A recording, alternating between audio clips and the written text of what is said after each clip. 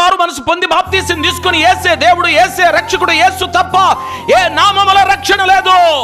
ఆయనే నా దేవుడు, ఆయనే నా విమోచకుడు, ఆయనే నా సృష్టికర్త, ఆయన ద్వారా నేను పరలోకానికి వెళతానని నిబంధనతో నీవు అంతరంగంలో శుద్ధీకరణ జరిగిస్తున్న క్రమములో ఈ 5వ క్రమం అన్య దేవతలను తీసి పారవేయాలా.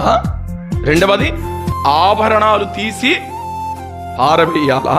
3వది మనల్ని మనం శుచిపరచుకోవాలి. 4వది మన వస్త్రములను మార్చుకోవాలి. వస్త్రం అంటే పైన షర్టు పై బట్టలు కాదండి. వస్త్రం అనగా బ్రతుకు మార్చబడాలి. ఒకప్పుడు మన బ్రతుకు సరిగా లేదు. చూపులు, తలంపులు, యోచన, నడకలు, క్రియలు, ఆలోచనలు, అరికాలు నడినెత్తి వరకు రకరకాలైన మోహపు చూపులు, మోహపు ఆలోచనలు, చెడు ఆలోచన, దుర్బుద్ధి, రకరకాల చేతులు, తల